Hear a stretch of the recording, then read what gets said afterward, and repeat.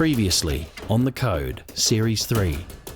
The cameras went behind the scenes of the Adelaide Thunderbirds during 2012 as the team navigated its way through the rigorous last stages of the ANZ Championship. Fans and viewers alike were given unique access to the team, allowing a valuable insight into the day-to-day operations of Australia's most successful netball franchise. With a largely unchanged lineup, the cameras return to Adelaide as the side marches through the 2013 season, hoping to make amends for a one-goal semi-final loss the previous year, from its pre-season camp on the road to the final.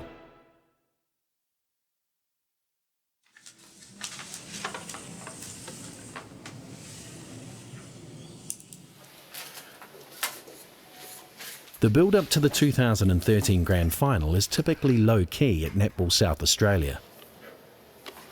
The importance of the big game is not lost on the administrative and management staff, but the conservative approach is one of quiet confidence. As the players arrive for their final practice session of the year, that confidence is dialed up. After all, this is a team that has lost only once in the last 13 games. And a clash with arch rivals, the Queensland Firebirds, awaits them in the sport's centrepiece showdown.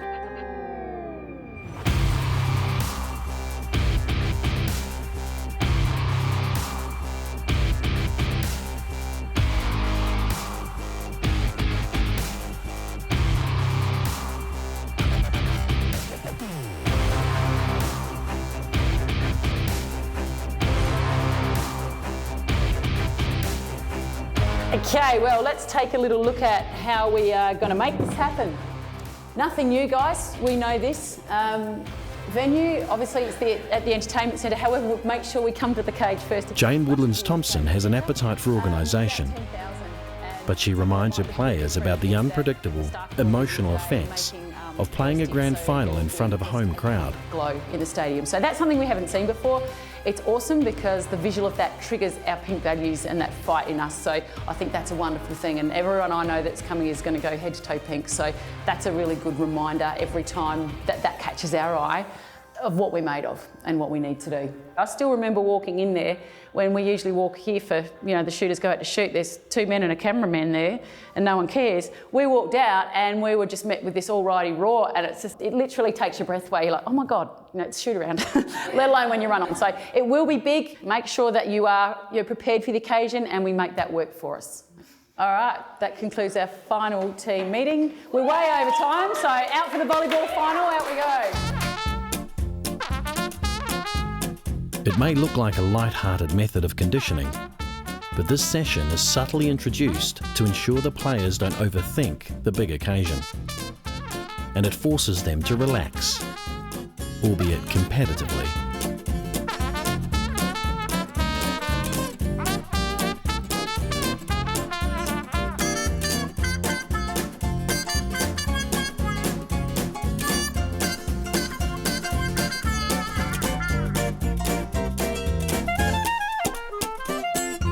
Okay, that's it.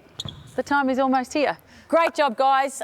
Terrific effort tonight. We're sharp, we're ready, and let's do it. Let's go. Let's go. Right, 3, 2, 1, pink! Welcome to The Code. Over the next 4 episodes, you will witness the road to the grand final from within the inner sanctum of the Adelaide Thunderbirds. Beginning their journey at the pre-season camp in beautiful South Australia, through to the Vixens Summer Challenge, this series will culminate in the ANZ Championship decider as the organisation looks to cement its place in the game's history forever.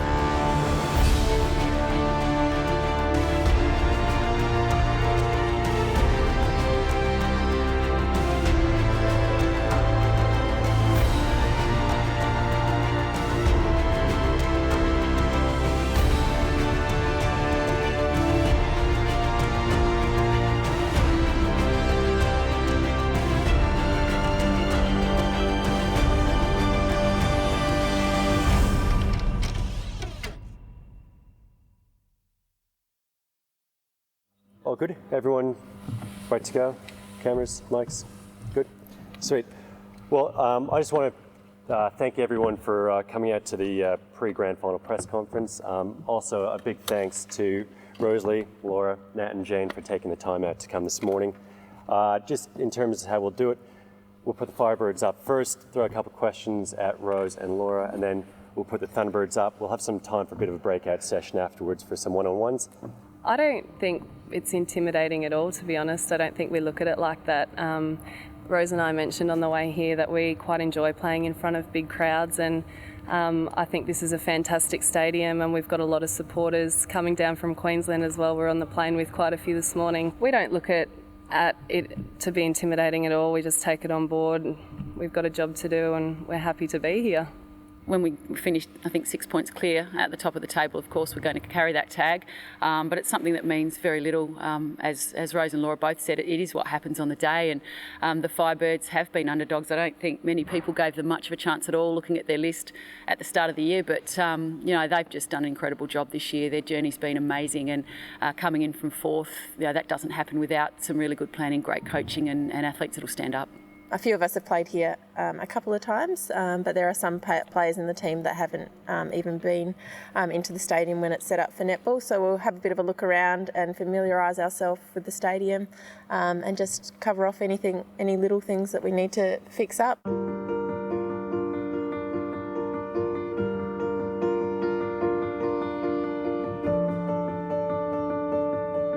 The Thunderbirds are not new to finals netball. They are previous finalists in 2009 and winners in 2010. They're on the verge of being the first team to win the title twice. But the business end of the season brings out certain traditions in the group. A goal shooting competition is followed by the coaching staff presenting their memories and motivations to inspire the team. Some are more unconventional than others. What I wanted to bring to the group for tomorrow was the one thing I think that unites us all, and that's a passion for the sport, a passion to play, a passion to coach, a passion to be involved, and to, I suppose, represent that passion. I wanted to give my first ever pair of netball shorts. From the age of 8, my passion was this sport, and I love being involved in the club and coaching and things like that. And I think no matter what happens tomorrow, when you're out on the court and when we're under pressure and things are going well and when things aren't going well and we're physically hurting or in pain, all that kind of stuff, it is the passion for the game that will get you through it.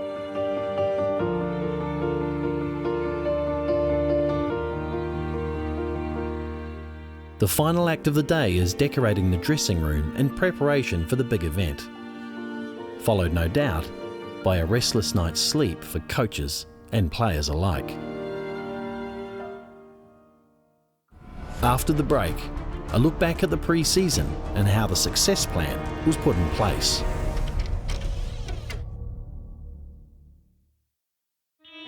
The foundations of successful seasons are often rooted in the meticulous planning of pre-season. This year, the Thunderbirds have decided to keep things local to South Australia, with a 3-day training camp in Goolwa and Victor Harbour. Do we need the nav man, or are you good at directing? I'm really good at directing. Well, Erin's in the front seat, so... No, I really am. Okay. That's it for the back. And we're off. Oh, this feels schmick. So where do these cars come from? I don't know. I'm too sure. We're heading off to Goolwa this afternoon, down the south coast, South Australia, on the Fleurieu Peninsula, and we're going for our annual pre-season camp. Bit of a change from last year, which was very SAS military style boot camp in Melrose.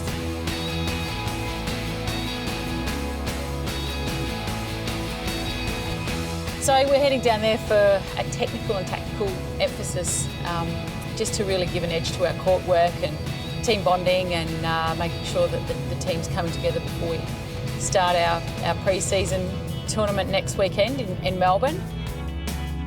Probably the main focus for pre-season, and one we all dread, is to improve our fitness and just basically to prepare for the season, so that come season in competition you're in the best condition you can possibly can be. It's a great place to visit because it gives us a really good quality stadium, the Goolwa Basketball Stadium, and the South Australian Tourism Commission are doing a little bit of promo work that we're going to help them with and hopefully feature in. So we're combining the many lovely features of the Fleurieu Peninsula with a good quality training environment and hoping to enjoy some team bonding on the lake, in the water, and doing a few of the fun things that the South Coast has to offer. So yeah, a pretty full weekend, but we're all looking forward to it. The journey of an elite netball team to success is not only etched in physical, but also mental preparation. Over the last year, leadership consultant Currant Shed has been working in conjunction with the coaching and leadership groups to improve the mental toughness of the team. Welcome, and thank you for coming along this evening. I've designed a really fabulous leadership program for you over the next couple of hours. But what I'd like to do in the first instance is to have a look at our pink rules. I wonder if you can tell me how were these developed and at what stage are they? Are they clear at a team level right now? The pink values were created earlier in the pre-seasons. We just decided that there was something that was needed for us to all be on the same page and for us to have something that sort of guides our behaviour as a group. If we're all on the same page doing these things within yourself, and you know that the whole team is working towards that common goal, then success will come. Going into that first meeting was about setting new standards but holding on to what hurt so much from the year before. So it was a really nice time for us to sit down as a group, set some goals and essentially put some processes in place to come up with our pink values. I think exactly as you said before, like it's a choice. Like we all choose to be in this team and we choose to do it not because we get paid multi-million dollars, but we choose to do it because it makes us happy. Yeah, if we have that camaraderie, and I think that you can only get that camaraderie if you all are on the same path. Okay, so we're going to do a little bit of an activity now. Can't break the string, bite the string. You have to just work out how it is that you're going to separate from one another.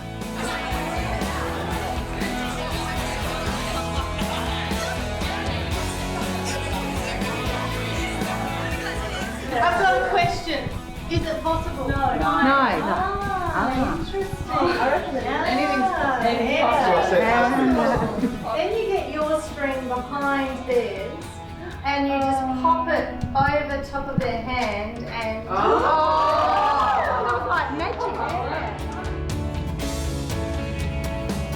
The squad break for dinner and conversation soon turns to the everyday logistical challenges faced by an elite netballer, juggling work and sporting commitments. And then on Tuesday I leave at Taboo to do Pilates. So the other days are full days, and then sometimes I might start earlier on one day. Yeah, my boss has been amazing. I know how hard it is, like swapping days and changing hours and stuff, and that's working for Netball SA. Like you still feel guilty, you know, to start late and stuff. So yeah. Okay. Well, no, and everyone else in my team, you know, is really supportive of me playing and understanding when I'm not there, when I've said that I would be or something. So no, they're good.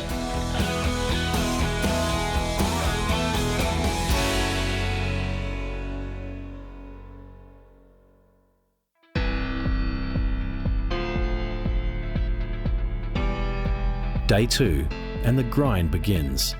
Nothing in pre-season comes easy, and in temperatures of 35 degrees in a non-air conditioned sports hall, the team get down to business. Okay, balls in. Talk it up, flip it.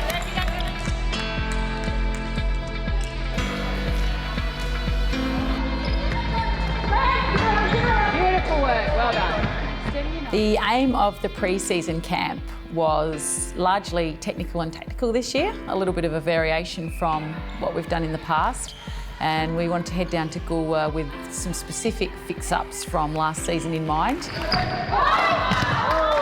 Bella, you get that. Jane and the coaching staff had done a really good job of thinking forward and thinking about what didn't work last year and what we needed to do moving forward to beat the teams that we were unsuccessful against in 2012. One specific drill that we focused on in the pre-season camp was a drill that concentrated on in phase 2. So once the ball had crossed the attacking transverse line, which channel we were going to work through. And we examined different angles of when we got pocket balls, what the movement had to be with the shooters, and also when it came down the middle, what the movement had to be with the shooters.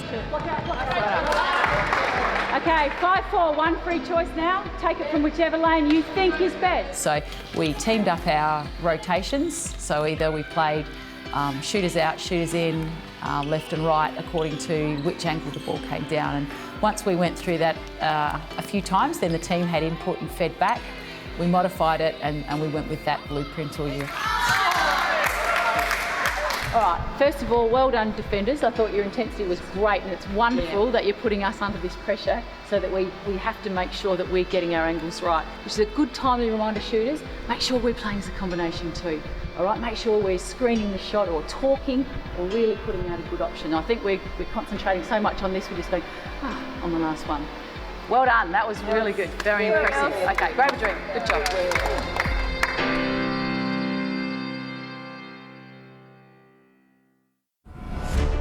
After the break, the squad enjoys a rest day by sampling some of South Australia.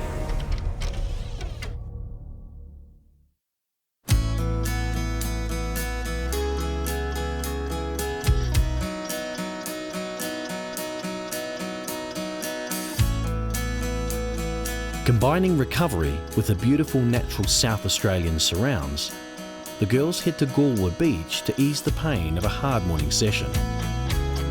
I just have a wade for a bit, stretch, and then have a bit of a body surf. Oh, I love it down here. I wish that it was closer to Adelaide City so that we could come down here all the time for beach recovery. It's just such a great place to do our pre-season camp, and I hope that we can do this for many years to come because it's awesome. I thought they pulled up well. I mean, that was full competitive work. That was the first time we've actually body on body. The pre-season camp will last for 3 days.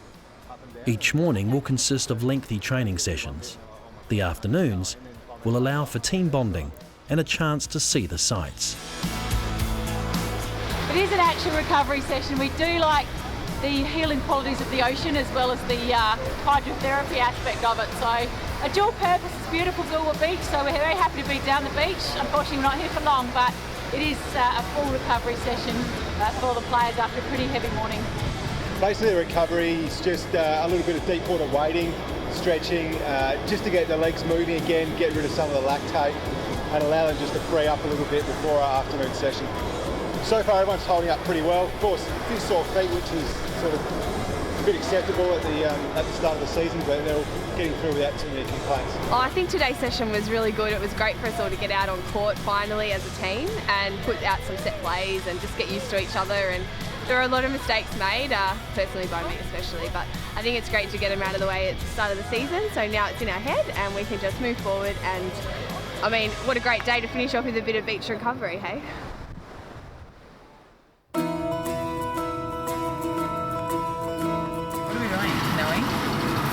Canoeing? I can't wait for canoeing. I haven't done canoeing. I've only done kayaking. How is that different? I don't know. I thought, well... I was all going to be, canoeing's like... I don't know. Canoeing is next on the afternoon's agenda. The girls aren't sure if this is a tourist treat or an upper body workout. There's a little path in behind here that goes through the dunes. When you get down there, you'll see all the kayaks ready to go. Who's nervous? Lee's worried her feet won't fit in the car. Well, we're just about to head out to the beach to go for a bit of a kayak. So we're all very excited. Don't know how good we will be though. I've been kayaking in year 12, which was over 10 years ago. So I'm a bit nervous and I'm not the best swimmer as people go. So at least I've got this lovely life jacket on. Okay, everybody, welcome to the Coorong. Are we excited to be here? All right, so today we're going to go for a nice little paddle. This area here is internationally recognised as well as recognised on a national scale. So behind us here we've got the mouth of the Murray River. So 2,500 kilometres of Murray-Darling Basin, and this is where that fresh water finally enters the sea. So we're going to jump on the water very soon. We're going to head out down this little creek in behind us, head over to the other side of the dunes where it's nice and spectacular. And from there we've got a whole heap of different plans. We'll just see how we go from time. We could go for a walk over the dunes, go for a swim and catch some cockles. Otherwise we'll just set up a bit of a picnic and just chill out for a bit.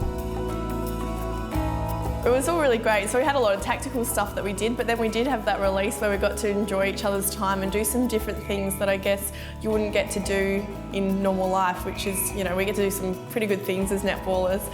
So going kayaking was amazing. We got this little picnic lunch on the beach, which we weren't expecting. Okay, so where we are at the moment, we're on the Currant, just by the Murray mouth here down near Goolwa. What we've done is just gone for a nice little paddle here with the Thunderbirds. And we're now cooking up some of the local fish. This is Currant mullet. We've also cooked up some of the famous Goolwa cockles. And now, who wanted to try one of these cockles? So as you can see here, they're starting to open up quite nicely. And as soon as they're open, they're cooked. I've never eaten. Just put it in now. Pre-season experiences are often limited to gyms and sports halls. Thanks to this location, there is little chance of the team suffocating under such conditions. This afternoon's been great. It's just beautiful out here, and it's just crazy that I've been in Adelaide for over 3 years now, and it's about an hour away and I haven't been here before. We're at the mouth of the Murray and it's just absolutely gorgeous, and being able to canoe out here, and it's great team bonding to be able to do different exercises. It's almost like we're camping. We've like cooked up some fish and some cockles, and I love seafood, so that's been amazing. I'm so full. I don't know how I'm going to get back to the other side. So behind me we have one of our newest recruits, Steph Popolou, goal attack sensation, and certainly a superstar up and coming, so look out for her. Hopefully she's better in a netball court than in canoe. Hey! Despite the informal nature of the afternoon, these are elite athletes, and the focus never strays from the impending season fast approaching on the horizon.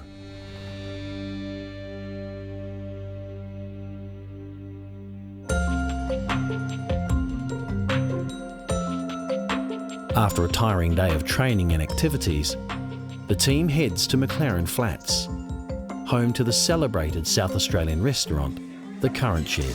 The Currant Shed was a great way to finish day 2 of the camp. It'd been a really tough day, very intense, very physical, but such a great way to let our hair down and have a great meal and enjoy what South Australia have to offer. How good is this? So nice. It's delicious. She was nice, Shimo? How's the fish? Yeah. Really good. It looks good. What's that stuff underneath? It's white bean puree. Oh, yum. Yeah, it's been amazing. The canoeing this afternoon was really good. We had a long day of training in the morning, so we're all a bit tired, but as soon as we found out there was food involved, I think everyone perked up a little bit. So we got a lovely picnic on the beach from our instructor Brenton, which was lovely, and then to have dinner here at the Currant Shed tonight, it's been amazing. We've been spoilt with beautiful food and nice homemade lime cordial, because we're not allowed to have any wine at the Currant Shed, but that's been beautiful as well, so very lucky. So I absolutely love it down here. It's such a beautiful part of South Australia, and I'm so lucky that it is so close to Adelaide, and yeah, it's absolutely beautiful. I'm so tired already, and having the steak in my stomach's putting me to sleep a little bit as well, so yeah, it's been a hard day. It's been a good day, and looking forward to bed.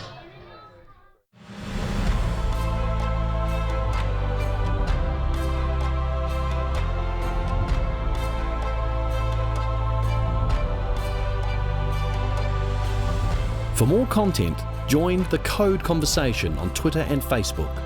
Like or follow us for Series 5 release dates, and visit the iTunes store for Series 1 to 4. Next time on The Code, Road to the Final. We look back at the pre-season Summer Challenge in Melbourne as the countdown continues to the biggest game of the year.